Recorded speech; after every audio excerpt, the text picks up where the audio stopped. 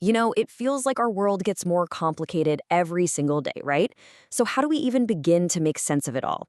Well, today we're going to dive into a pretty unique philosophy for understanding our times, and it's all seen through the eyes of a very, very unexpected symbol.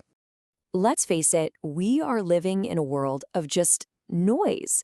It's a constant barrage of information just coming at us from every direction, and trying to find the real signal in all that static, man, it can feel absolutely overwhelming. I mean, think about it. Every single day, there's a new breaking headline. Political landscapes are shifting so fast, it's enough to give you whiplash. It's just this relentless cycle that screams for our attention, but doesn't always give us any real understanding in return. And then you pick up your phone, and what happens? You're immediately hit with that endless scroll. You've got conflicting narratives, hot takes, viral moments that are here 1 minute and totally gone the next. It's like an information war zone out there, and we're all caught right in the middle of it. Oh, and just to make things even more interesting, we now have this whole new, powerful layer of complexity to deal with: AI. These automated systems are literally shaping the information we see, influencing how we view the world in ways where, well, we're only just starting to understand. So this really brings us to the most important question, doesn't it? When you're caught in this digital flood, how do you find solid ground? How do you get past all that surface level noise to find what's actually real, what's deep, and what truly matters? Okay, so how do we find our footing? Well, believe it or not, the answer might just come from a place you'd never, ever expect. We're talking about a philosophy that's built around a symbol that's ancient, deliberate, and really powerful. Okay, I know what you're thinking. A turtle? Really? In a world that is obsessed with speed, what could we possibly learn from one of the slowest creatures on the planet? Well, as it turns out, a whole lot. It's a total counter-narrative to our crazy, reactive culture. So let's look at this side by side, because it really makes it clear. On one side, you've got the fast media we all know and, well, that we all know. It's reactive, it's often pretty shallow, and it's all about the short term. But the Turtle's vision, that proposes something completely different: a deliberate, deep, and long-term way of making sense of everything. And this whole philosophy, it's the engine behind Adal Media Highlight. It's an independent platform that's all about reinterpreting our world, politics, society, the whole shebang. But with one crucial difference: it does it all with the steady, thoughtful pace of the turtle. And that's really why the turtle is the perfect symbol here. See, it's not about being slow just for the sake of being slow.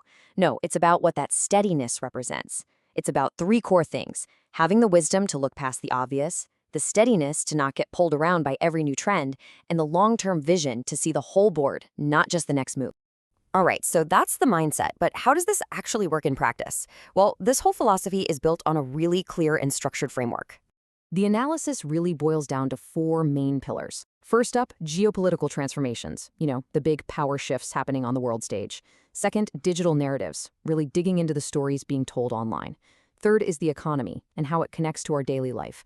And finally, number four, cultural memory, basically the history that's still shaping who we are today. And here's the key. The goal isn't just to have these neat little categories.